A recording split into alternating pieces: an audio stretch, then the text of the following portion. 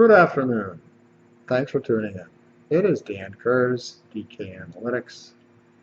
It is November 11th, 2020. I'm chiming in with another video, and the title is An Appeal Undermined by Fraud, Election Fraud, with a Silver Lining. Let me start with some valuation metrics to ground this in, if you will. U.S. dollar at 93.18, the Dixie. Fed balance sheet stuck at about 7.2 trillion for now. The U.S. 10-year rising, the bond falling, the yield at 0.98%, closing in on 1%, which is pathetically low given what's going on that you know already, and I'll get into to some degree into this video. The S&P 500 trading earlier today at 35.63, like a 30 multiple. Incredible, especially given what's ahead. But I've gotten into that and will continue to. Oil at $42.32 per blue barrel. Gold at $1,861 per troy ounce, and silver at $24.25 per troy ounce. You notice that, excuse me, I'm wearing my mask and I have a lot of trouble with it. And I'm sure many of you do as well. I'm wearing it because if Biden manages to cheat his way into the White House, he'll try to make sure we'll all be wearing masks even at home. That's no joke. Check the internet and you'll see. If red state governors, such as Ron DeSantis of Florida, won't cooperate, he'll try to lay federalism to even further waste by cutting deals with mayors and county officials to, in essence, nationalize things, right? If the governors refuse, and to get us all masked up nearly all the time. In other words, we'll have California Governor Newsom's tyranny from coast to coast. Of course, then suddenly Creepy Joe, I call Joe Biden Creepy Joe because that's what he is, he's very creepy. He'll take credit for the continued sharp decline in coronavirus deaths that no statist is talking about. Just like he is now effectively taking credit for the Pfizer vaccine that the Trump administration sped along under its warp speed, red tape cutting, subsidizing initiative. Sadly, fascistic Pfizer, like all of big cap, unfortunately, the S&P 500 universe, I don't need to tell you about big cap, or I'm sorry, big tech, but sadly, fascistic Pfizer enabled this grotesque contortion of reality by telling Joe first, that is, that they have a vaccine, which was orchestrated with tremendous help by the Trump administration. Why did Pfizer do this? Because it's emblematic of its in-bed situation with the leftist bureaucracy that runs the country. That's really what fascism is, big government in bed with big business. And a leftist bureaucracy effectively makes the laws, not the Congress. And it is also known as the deep state. But before I continue, let me give you some flavor of what I'm talking about with the Democrats and the the press continuing to highlight what?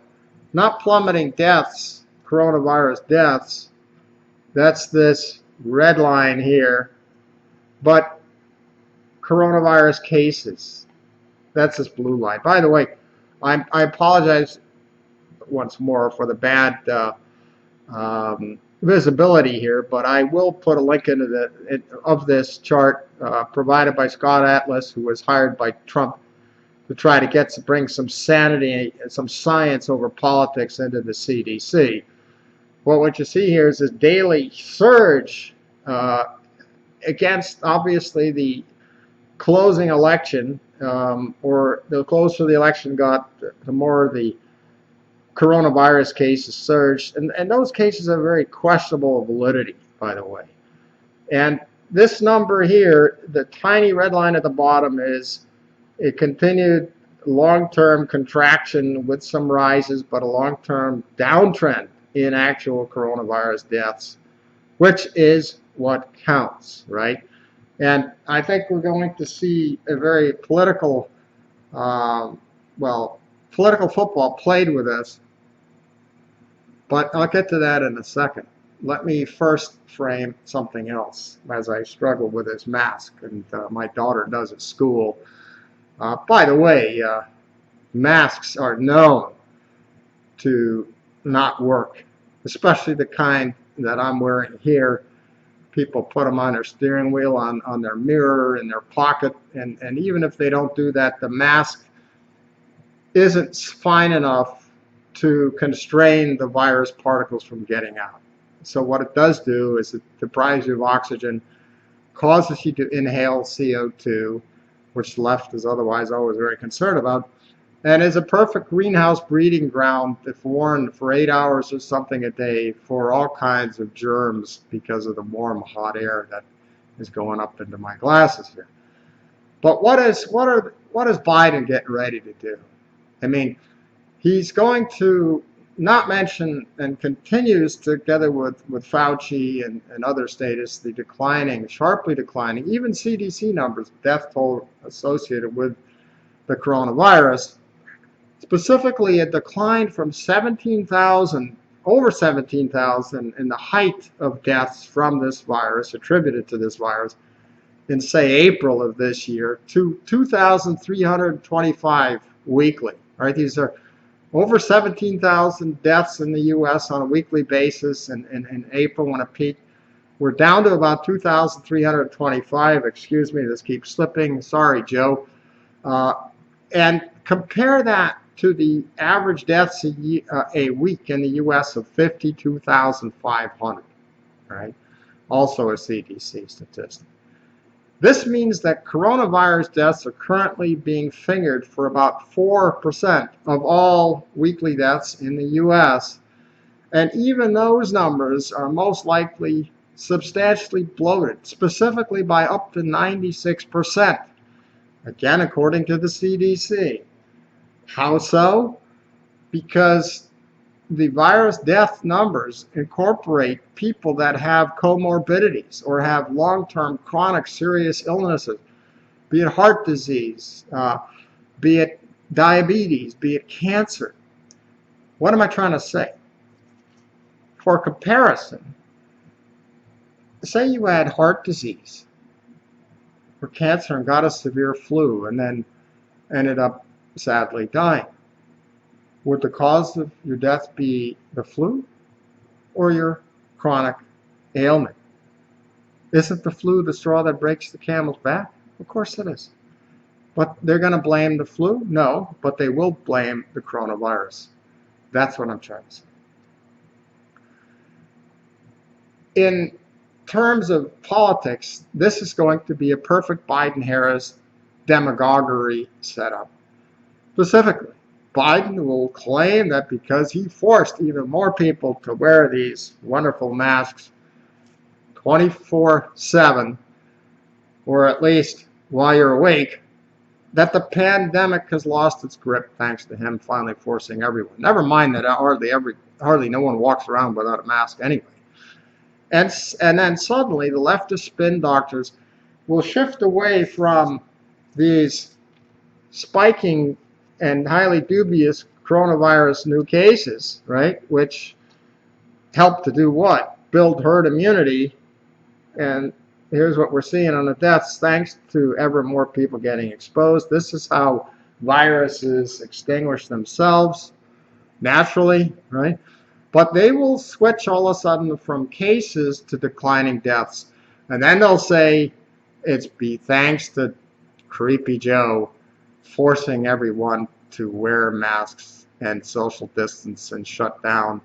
And that's why. When in reality, it's already taken place. All right, that's the snow job.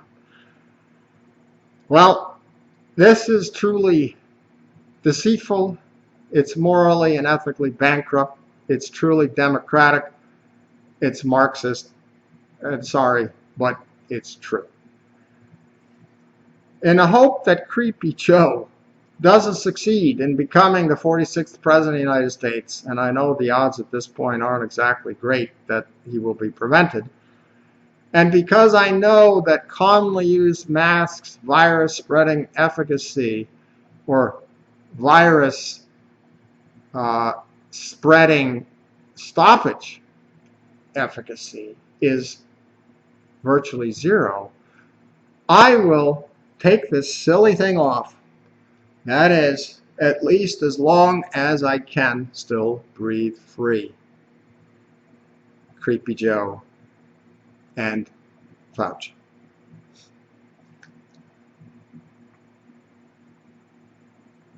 I will take a point here, or take two graphs to make a point. And this really, I believe, is not conspiracy theory. I think if we see what's going on with the statistics I just showed you, with masks lacking efficacy in terms of preventing the spread of the virus, and there's dozens and dozens of studies on this, scientific studies, and I'm going to make those available beyond what I already have, hopefully later this month. But this really is what it comes down to. And this mask that I had on is really a symbol of where the tyrants want to go. All we need is the right crisis, and a people will accept the new world order. David Rockefeller 40, 50 years ago, and you notice what they're all wearing. And the right crisis is a virus. Everyone's scared crapless, right, of dying or getting sick by this invisible threat. And then ultimately, and again, I don't think this is conspiracy theory, I think this is what they're doing, it leads to this. If people were told to get in cattle cars to be taken to virus protection camps, most of you would rush to get in line. Sheeple people, all right? This is what the left is counting on to corral us into full-blown, hardcore, iron-fisted tyranny. So let me shift gears and ask you, what determines who becomes president? Well, I think you know, and I don't want to belabor the point, but it's not the media. It starts with legitimate legal vote tallies as determined and secured. Legitimate legal vote tallies as secured and determined by state legislatures, not by governors or state courts or the Pravda press. The tallies are then mirrored in terms of electoral votes, which are assigned in parity, a rough parity. The number of electors is determined by the number of senators and congressmen a state has. The electoral votes are then sent via registered mail to the President of the Senate, the Vice President, who on December 14th, in the presence of the Senate and the House, opens up the certificates containing electoral votes, and the votes will be counted with everyone observing. Note that term, observing. The presidential candidate having the greatest number of legitimate votes shall be president. Given today's total senator and representative count, that means at least 270 legitimate electoral votes. Furthermore, as this process takes place, and before December 14th, critically before December 14th, way before, as in as soon as possible, as in yesterday, I hope that the U.S. Supreme Court, after examining a mounting body of increasingly pervasive evidence of both expansive voter fraud on the one hand and unconstitutional meddling by governors and state Supreme Courts in legislature's sole elector determination function on the other hand, I hope the U.S. Supreme Court demands a legislative recount of electors based upon legitimate vote tallies with signatures, with proper ID, in on time, good old-fashioned stuff like that.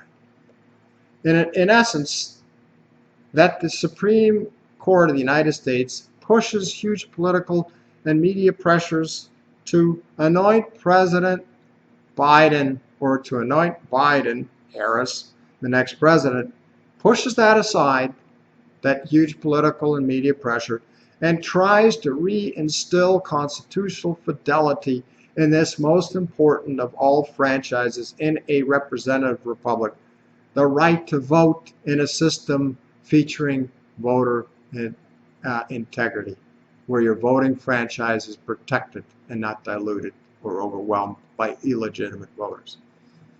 As I watched the election unfold last week, President Trump was positioned to win enough electoral votes on Election Day, Tuesday, November 3rd. And then, in the dark of night, counting stopped. Republicans were told to go home in blue states. And then counting without Republican observers resumed through the night. So by the next day and the day after that, as Republican observers were obstructed in key states from observing the ballot counting, earlier Trump leads melted like snow in spring and were even reversed in key swing states such as Pennsylvania, Nevada, Georgia, Michigan, Wisconsin, and Arizona, and also in Virginia. But even on the eve of the election, they did something that was nothing other than outright hanky-panky. They flipped from a Trump lead to a Biden lead a lot in very short order. When I say obstructed observers, I mean Democratic operatives counting the votes in blue state cities and blue states, putting up cardboard or forcing Republican observers at these halls where the votes are assembled, counted, and then put into their respective categories of Democratic or Republican. They pushed Republican observers away, or literally put cardboard up so they couldn't observe, right? They couldn't observe the vote tallying taking place by the Democrats alone. Not much observation or transparency going on here. Banana Republic antics shockingly on display. In a related manner, why would Biden suddenly bloated vote tallies after election night, November 3rd, in states dominated by the Democratic machine, meaning they control the vote collecting, gathering, the machinery, the software, the hardware? They can, in essence, abuse it, right? The Democratic machine. Well, in states dominated by the Democratic machine, which generally means at the governor or the court level, all right, they should have seen coattails result for Democratic senators and congressmen each time that Biden's vote tally got a big bump. Why? Because if you go and you vote, and I voted in Bonita Springs on November 1st, I think, you go in, you're going to vote probably either all Republican or all Democrat, if you're convinced of one of the other parties. And if you vote for Trump, you're going to vote for the senator and the congressman also up for election. So the numbers for those senators and congressmen are going to be pretty similar to the vote tally that Trump received in a given state. Well, that was true for Trump, but it wasn't for Biden. Said differently, Biden surged ahead, but there were no coattails or no follow-through, and similar votes tallied for Democratic senators and congressmen, which is a smoking gun of voter fraud, if there ever was one. Why would the left, I'm going to call it a smoking gun indicator of voter fraud, if there ever was one. Why would the left, the Democrats, be unwilling to agree that we must count every legal vote? Why would they be unwilling to examine technical or software glitches that skewed results in favor of Biden in an apparently large amount of states where, as mentioned, that ballooning Biden vote tally didn't also increase in similar manner the votes cast for fellow Democratic senators and congressmen up for election. Why would the left be unwilling to examine huge spikes in votes for Biden post November 3rd, with virtually no additional votes cast for Trump?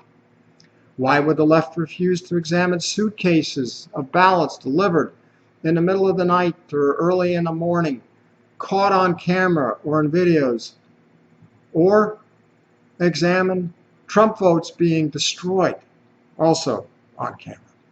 Why would the left refuse to examine sudden halts in ballot counting when it appeared that Donald Trump was going to win the requisite 270 electoral tally, again tied into actual votes cast, among countless other such examples that clearly suggest systemic corruption in multiple battleground states?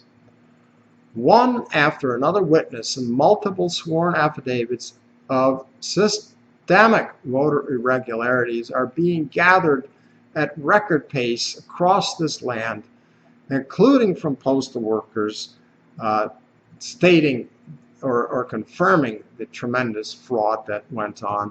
And they are coming to light in a manner to create a widespread mosaic of voter fraud. Yet the Democrats say there's no sign of voter fraud. Well, you can only examine voter fraud if you bring a lawsuit. So of course they will shield it for as long as they can, but hopefully the truth will out and will make a big difference. In an encompassing sense, Mitch McConnell, a good rhino for once, perhaps because the Georgia Senate is also on the line. The two senators from Georgia, for an anomaly, are both up for re-election, and Georgia has also twisted its election laws to be unconstitutional, in that people can now move to Georgia from anywhere in the country, claim Georgia residency, and vote from here until the end of December for the candidate of their choice.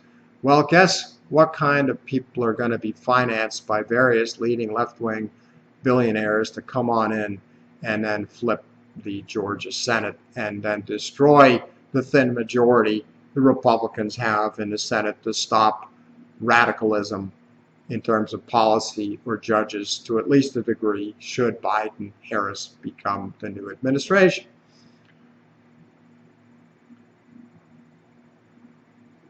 Biden would not like what Mitch McConnell said yesterday, but it describes what's going on to a T as to why the Trump campaign should persist. He said, quote, "Trump is 100% within his rights to look into allegations of irregularities and weigh his legal options.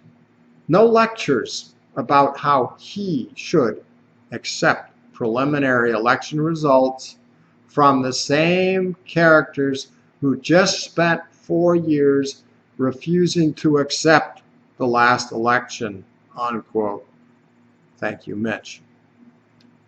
Well, the fraud rings true, especially in light of the old saying, if it looks like a duck, it walks like a duck, and it quacks like a duck, it probably is a duck. I'm referring to telltale signs of Banana Republic-style voter fraud, which is exactly what has taken place in the last week or so in the U.S., and probably before with mail-in voting.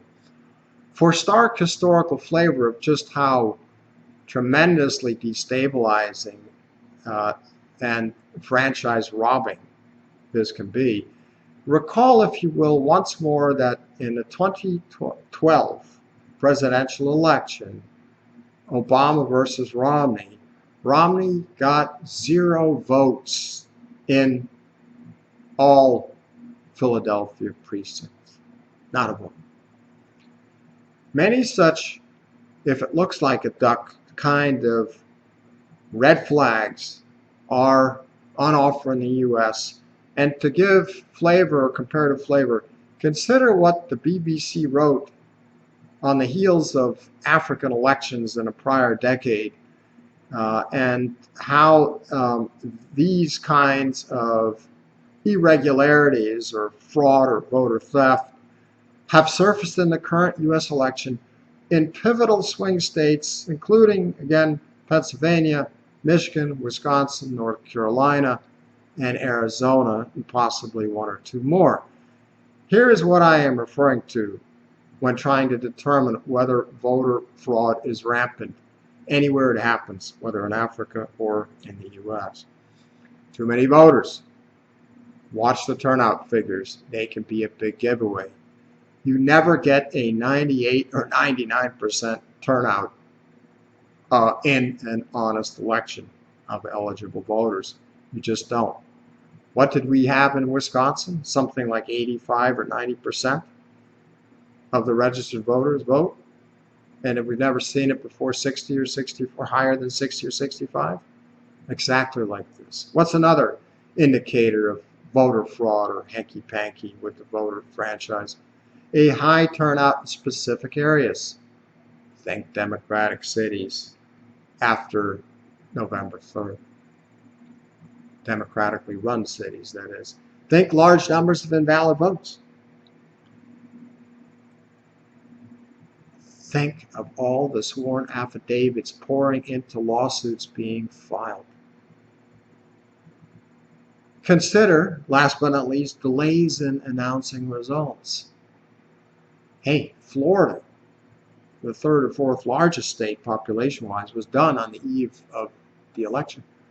Much smaller states are still wrangling over the vote tallies. And by the way, I got this great BBC article that I'm referencing here, and we'll include a link for thanks to a close friend.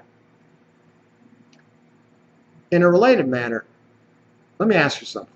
Who brings lawsuits to get rid of voters' signature requirements, to get rid of signature comparison requirements, to get rid of postage stamp requirements so there are no date requirements?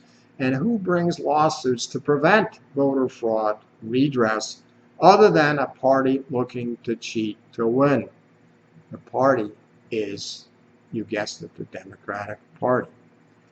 Luckily, there are initial signs of hope that the legitimate vote tallies will win over massaged ones, which will hopefully be dropped. And signs of this are manifesting themselves in Trump getting a recount voter majority in North Carolina, such as Trump moving close to retaking Arizona, with numerous such possibilities in other states in the pipeline. Most important is Pennsylvania, home of the wickedest Democratic machine besides Detroit and Atlanta. Until the Philly Democratic machine, all right, stops counting votes, and we can have a look, observation of what went on. Don't forget, Trump was in the lead by over 400,000 votes on November 3rd, an election eve. And then suddenly, when the ensuing days, that got whittled away via secret ballot counting in the ensuing 1, 2, 3 days. And by the way, an observation here. Have you noticed that Black Lives Matter and Antifa have been very quiet amidst all this vote counting in favor of Democrats? They have stopped torching and destroying cities, given the media's claim that Biden won the election. Republicans and constitutionalists don't blow stuff up if they don't get elected or re-elected, if things don't go their way. They look for legal remedies, and if they fail, they focus on winning the next election. What's going to matter most? As I've indicated, if the Supreme Court of the United States can do its constitutional thing instead of its political thing.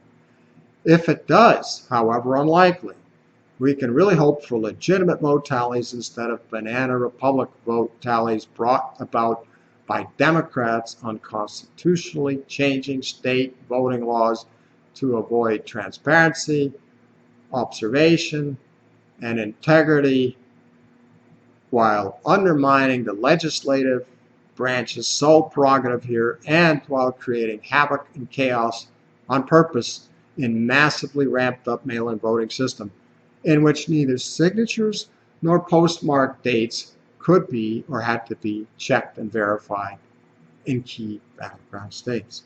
By the way, voters in California can continue to cast their ballot for 17 days after the November 3rd election, and they could start well before November 3rd. Why not just open it up for year-round voting? I mean, this is ridiculous, and it's fraudulent.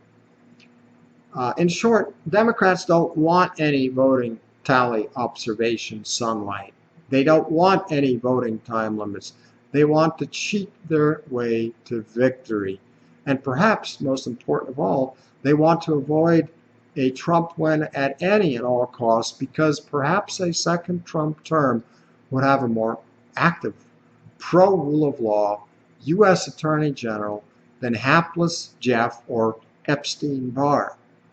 An Attorney General ready to indict all the lawless top governmental actors, most of which are Democratic operatives of the Obama era just past. Comey, Clapper, Clinton, and many others. Lynch, Holder. In terms of Trump coming out on top, I want you to dwell on something, if you would, for just a moment.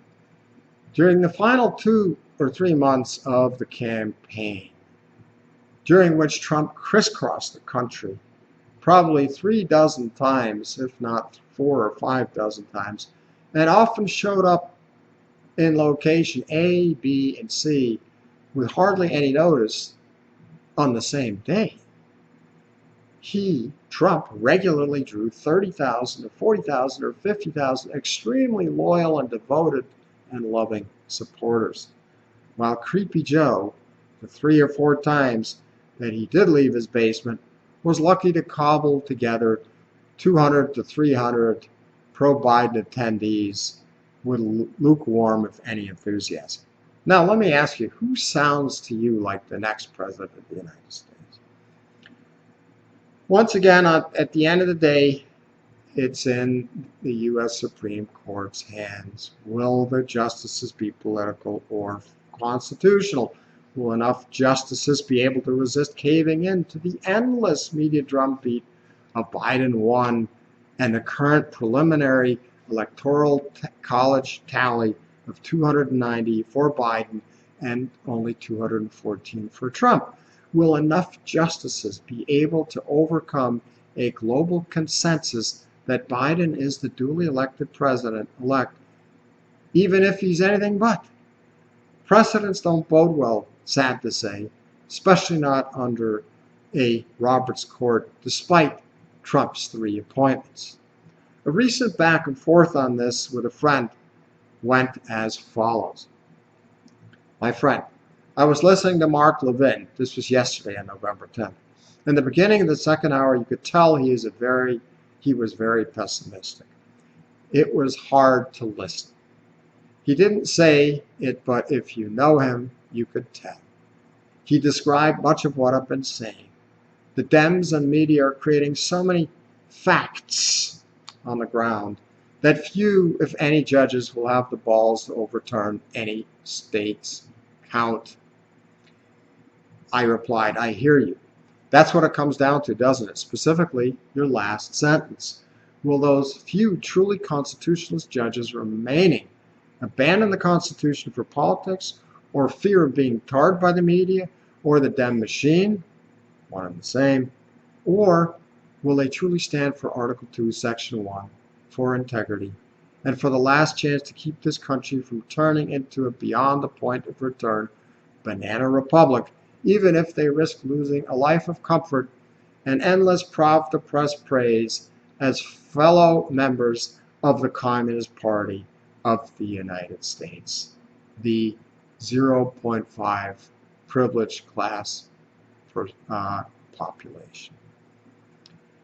A Harris administration, no doubt, as they've actually already said, will seek to raise taxes, increase regulations, kill dense energy upon which leveraged output in our way of life depends, rejoin the Paris Climate Accord, forget national sovereignty, reverse Trump's historical progress in expanding Middle East peace, start tearing down the border wall between Mexico and America, invite the third world to come to America's shores with full and immediate Social Security safety net vesting without any pay-ins, trigger even much larger deficits and money printing, and move to install permanent universal basic income out of an empty pocket. And by the way, they want to turn America, as I mentioned, into California. Bring in as many illegal third world aliens as you can, have them, through voter fraud, vote Democratic, because that's the cotton candy party, and you have got a large and expanding vote base with which to turn it into one-party government.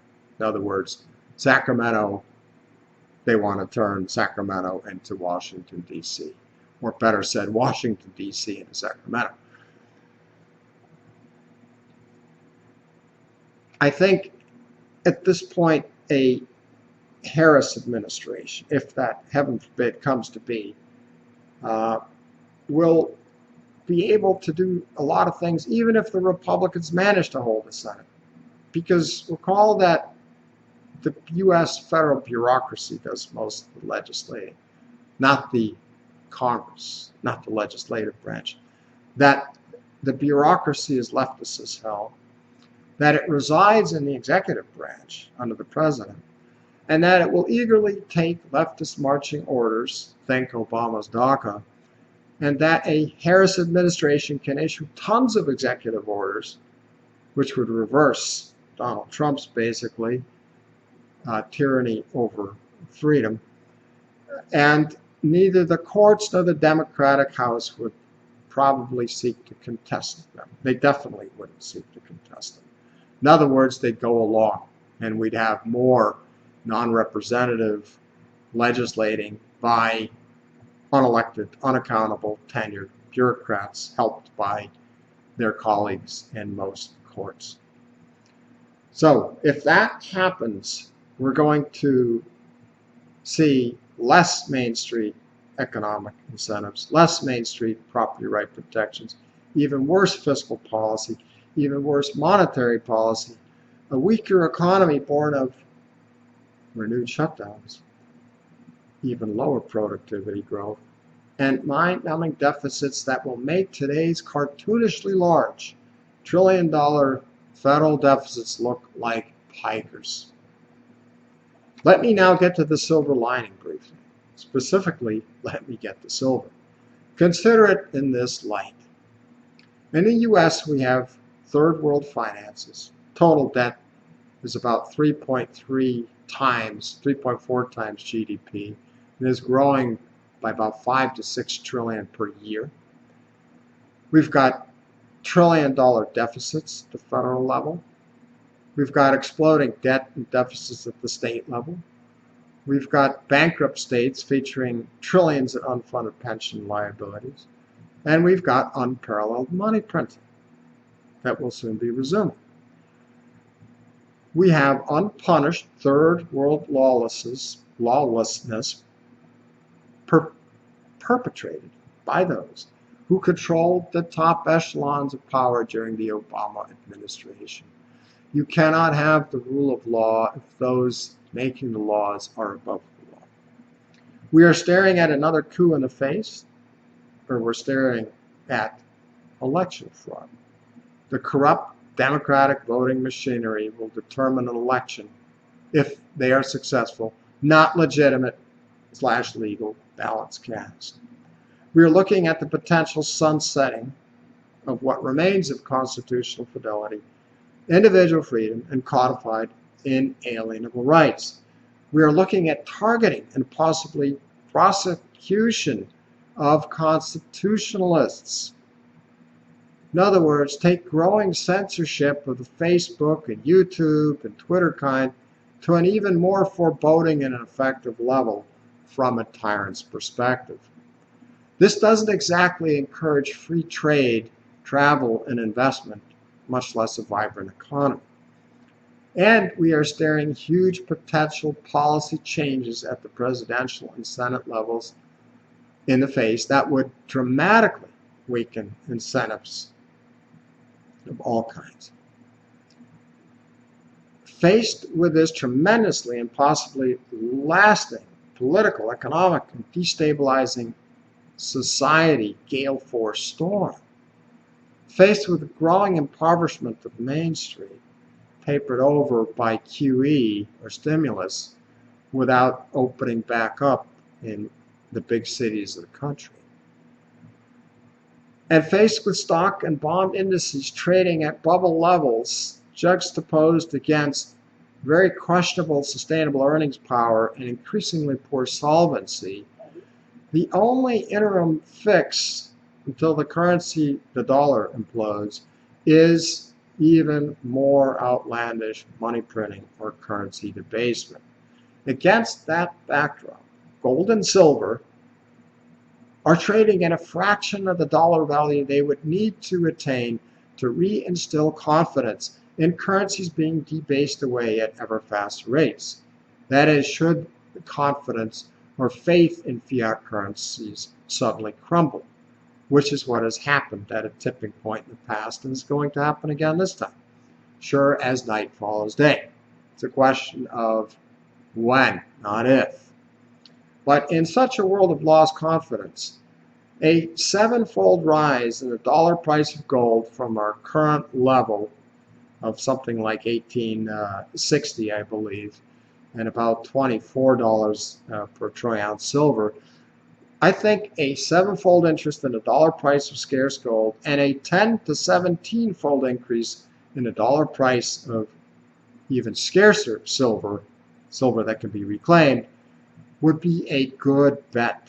And these numbers, these dollar numbers, the 7 up to 17-fold increase in silver, 10 to 17-fold increase from the current level, and about 7-fold increase in terms of gold in dollar terms, they would be comprised of, or would represent, a 40% backing of outstanding global money supply, right?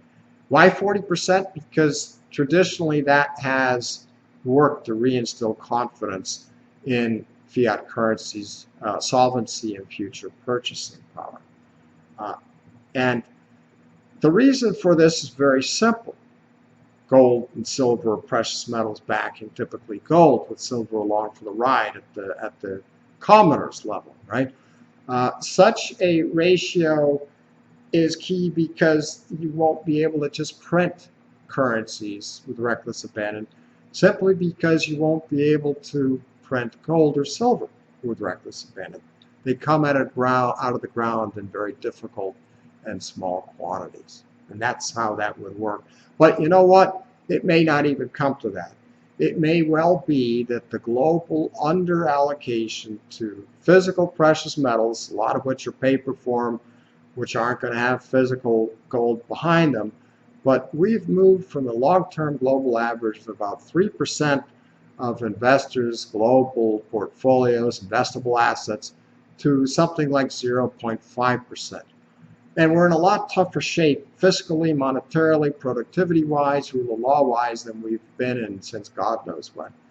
So if we all of a sudden had a six-fold increase from 5% to 3% of precious metals allocations, gold and silver, given how scarce gold and silver are and how tepidly they come out of the ground, gold and silver prices would have to do a moonshot, and that's how the portfolio allocations would be achieved.